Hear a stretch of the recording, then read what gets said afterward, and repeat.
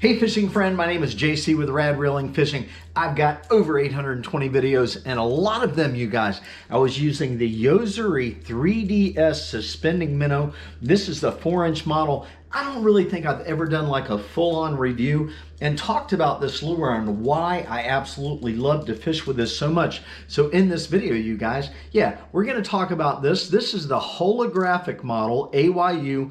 I like the 4-inch. They also make a 2 3/4 inch in the same model, but I want you guys to just get a good look at this. Look at how that just shimmies the color in there. It's got the nice dark green back, then it kind of goes to a light. It's got some gold and some silver and some pearl white. I mean, this lure right here very, very, very much mimics a natural the natural color of a greenback shiner, or what are the other ones, like a thread fin? Yeah, like we just call them whitebait in Southwest Florida, but this very much mimics it. Now, what I absolutely love about this lure, okay, is the action going through the water is absolutely irresistible to fish. I mean, the vibration that this makes. It also has some slight rattles inside of it. Okay, so it's a diving crankbait. It's got the lip on it, so it's very versatile. I mean, I think this thing probably dives like maybe 6 feet deep.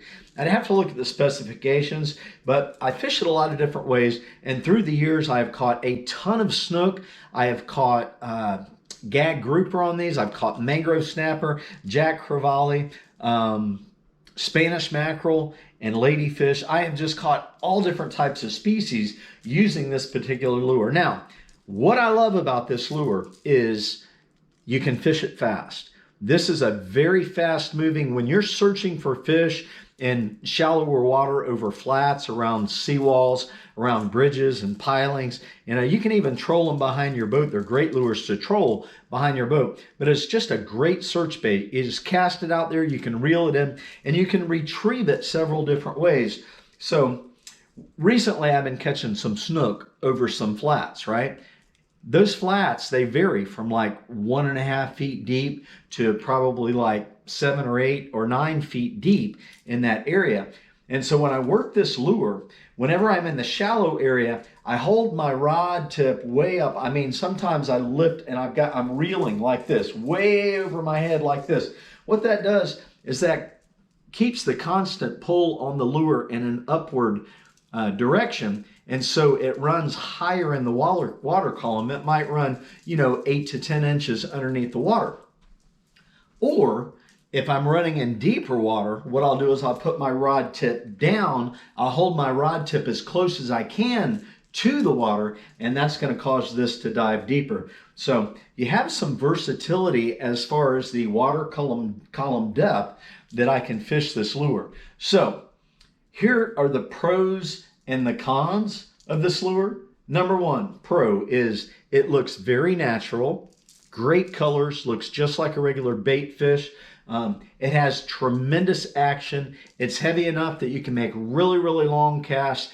It's durable enough that you can smack the pilings a few times on the docks and on the bridges, and you don't have to worry about this thing coming apart unless you really, really hit it like super, super hard, like right on the lip. Oftentimes the tail end will hit, because when you cast, it's kind of going in that direction. The tail end will hit up against the piling, and I've probably hit these things on pilings 5, 6, 7, 8, 9, 10 times. And basically what happens is this back eye back here just gets bent. It just kind of gets bent a little bit out of shape, and you bend it back in shape. Very durable lures. I don't know that I've ever had one like crack completely in half when I hit a piling, but guys, it just happens. I do a lot of night fishing, and oh my gosh, this is a killer bait. This is an awesome bait for night fishing around bridges where there's a shadow line at night, where those snook lay. If you haven't seen my video for the snook zone, snook will lay along the edge of the shadow of a bridge facing into the current. You take this lure and you buzz it right along the edge of a shadow where there's snook hanging out, and you'll get a reaction strike. They just, I don't know, they go crazy over this thing whenever you buzz it around bridges. If they're feeding, right? I've caught a ton of fish. So the pros, it is durable.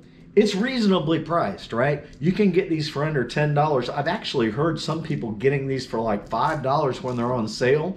I haven't been fortunate enough. Walmart sells them, Amazon, every major tackle store is gonna have a Yo-zuri like this. They come in different colors. I mean, they've got them with black backs and orange and more silver sides. They've got them more white and silver. But yep, I really think this is the most natural color for my area right here. So that's another pro. They are readily available anywhere.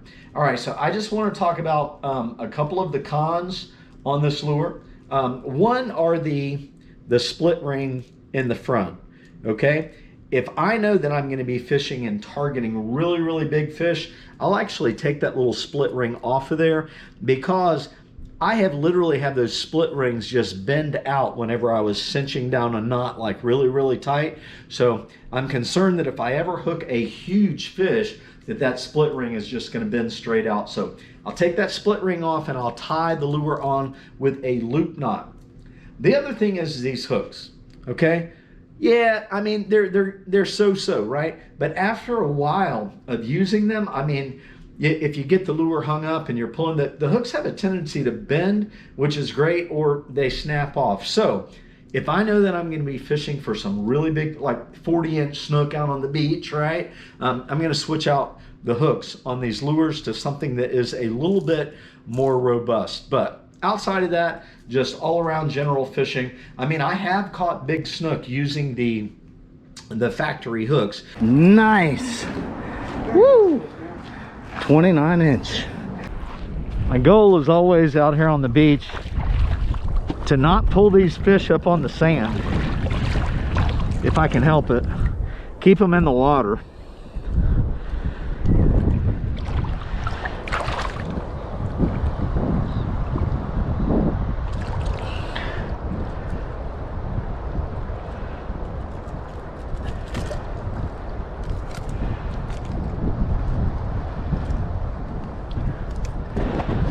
And he was hooked good. That fish was not coming off of there.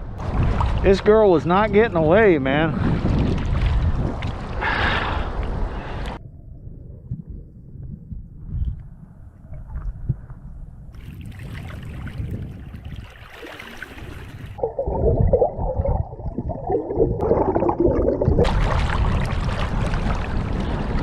All right. I've been out here 3 hours, but you know, I mean, like most lures, I mean, mirror lures generally have nice, robust hooks on them.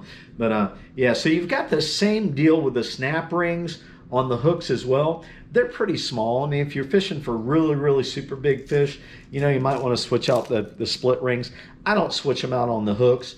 So here's another thing that I like about this lure is that I can fish a lighter pound test with this lure than I can with like live bait or like if I'm jig fishing. So generally, if I'm fishing for snook out on the beach with this lure, I'm leadered up with 25-pound test, 30-pound test leader with this, because I mean, this thing is generally moving so fast that they don't engulf this so much that the leader line will rub on their teeth. So I can basically get away with using a lighter line when I'm fishing with this lure.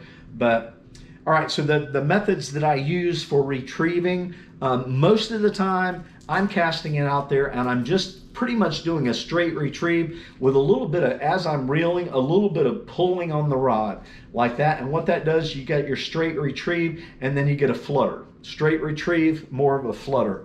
Gives it more of an erratic action. That's one way that I will retrieve this lure. I already mentioned the other ways where I hold the rod up high or I hold the rod down low depending on the water depth. The other way that I retrieve this lure is I'll give it like 4 or 5 cranks and I'll stop it. 4 or 5 cranks and I'll stop it. Sometimes it's just I'll run my rod like that and then I'll reel the line up. Run my rod like that and reel the line up. And that just causes the bait to go brrr and stop. Brrr and stop. And oftentimes, whenever it stops, that's when the fish will hit it. Love this, guys. I've been fishing with this lure for like probably 4 years now, and I always make sure that I have these lures in my tackle box. I always have them linked in the description area of the videos as well. There's also a 2 3/4 inch model. I keep the 4 inch and I keep the 2 3/4 inch model in my tackle box at all times, because if I can't get them to hit a 4 inch and I know those fish are there, I'll go down to the smaller size. Like one time I knew there were Spanish mackerel because I had caught one on this lure. They quit hitting it. I couldn't get them to hit it. I switched over to the smaller one. I started catching Spanish mackerel again. So it looks like I lassoed him. I did. I lassoed him. He's hooked. All right. Okay, the lure is linked in the description area below. If you enjoyed this video, check out this one, the only 3 lures that you need. Thumbs up are appreciated. Everybody, get out there and go fishing, man. Life is fun. Live it. See ya!